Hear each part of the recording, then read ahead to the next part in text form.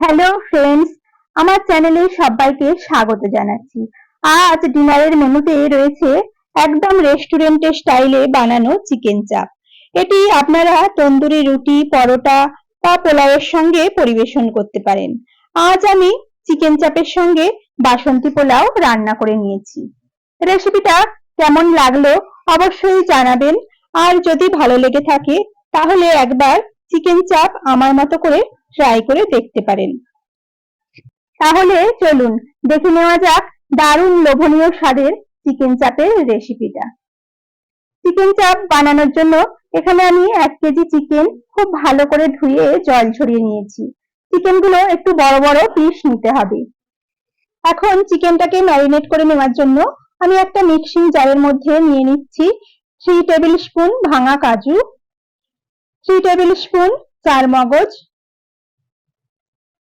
আর দিয়ে নিয়েছি আমি 2 টেবিল স্পুন পোস্ত।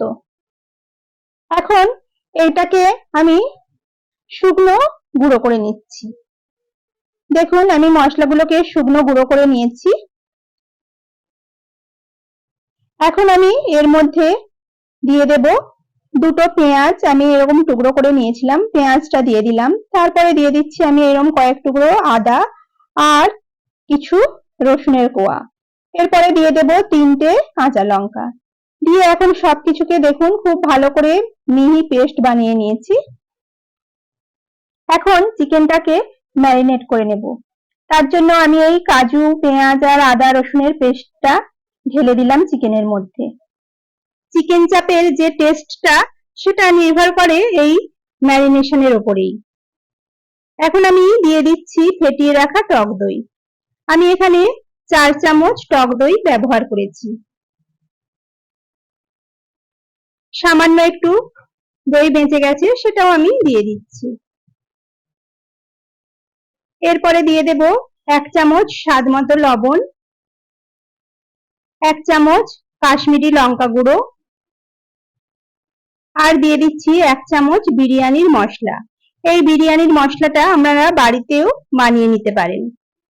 এরপরে দিয়ে দিচ্ছি 1/4 কাপ খোয়া ক্ষীর। আপনাদের কাছে যদি খোয়া ক্ষীর না থাকে তাহলে আপনারা যে গুঁড়ো দুধ পাওয়া যায় সেটাও আপনারা ব্যবহার করতে পারেন, টেস্টটা একই থাকে। দিয়ে এখন সবকিছুকে খুব ভালো করে মিশিয়ে নিতে হবে। দেখুন আমি এখন সবকিছুকে খুব ভালো করে মিশিয়ে নিচ্ছি।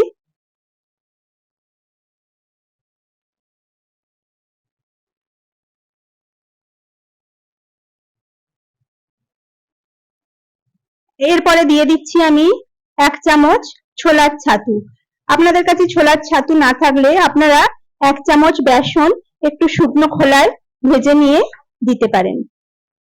দেখুন বেসনটা দিয়েও আমি একটু মাখিয়ে নিলাম।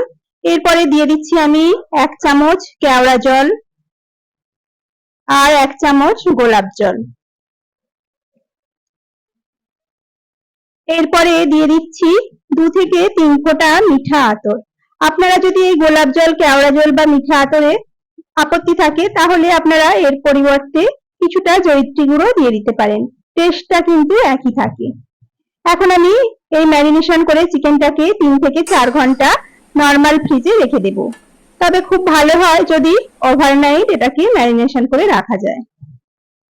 এরপরে আমি একটা কড়াই গরম করে নিয়েছি, আর তাতে আমি দিয়ে দিচ্ছি 2 চামচ ঘি আর 2 থেকে 3 চামচ সাদা তেল। আমি রান্নাটা ঘি আর সাদা তেল মিশিয়েই করেছি। আপনারা চাইলে শুধু ঘি বা শুধু সাদা তেলেও করতে পারেন। এরপরে ফোড়নের জন্য দিয়ে দিলাম 2টো তেজপাতা আর কয়েকটা গোটা গরম মশলা। ফোড়নটা একটু ভাজা ভাজা হলে আমি দিয়ে দেব চিকেনের পিসগুলো। আমি ম্যারিনেশনের মশলাগুলো এখনই দিচ্ছি না, আমি চিকেনের টুকরোগুলোকে দিয়ে অল্প একটু নেড়েচেড়ে ভাজা ভাজা করে নেব।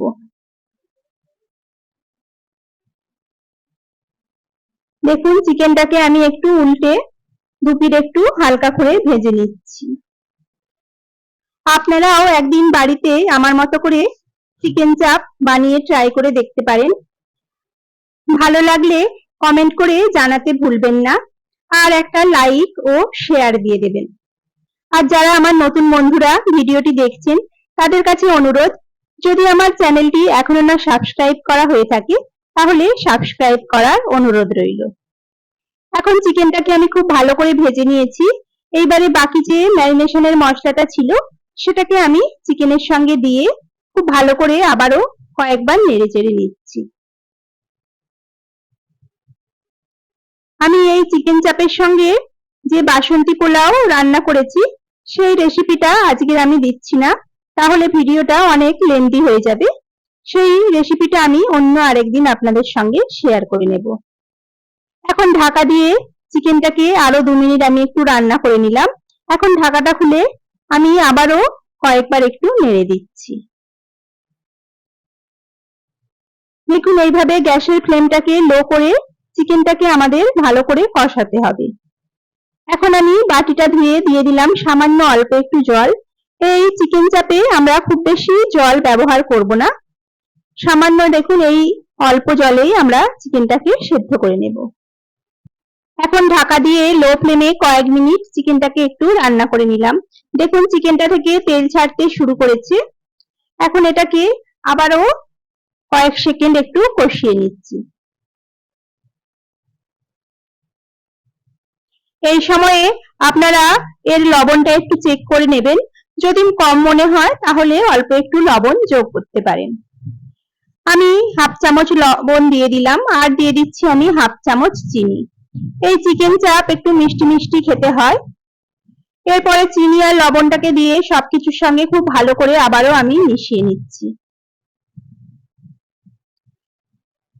এখন ঢাকা দিয়ে আরো কয়েক মিনিট আমি মিডিয়াম ফ্লেমে রান্না করে নেব। এর ঢাকনাটা খুলে এইভাবে বারবার একটু নেড়ে দেবেন, না হলে চিকেন গুলো তলায় লেগে যেতে পারে। এখন আমি দুধে কিছুটা জাফরান গুলে রেখেছিলাম, সেই জাফরান ভেজানো দুধটা আমি দিয়ে দিলাম।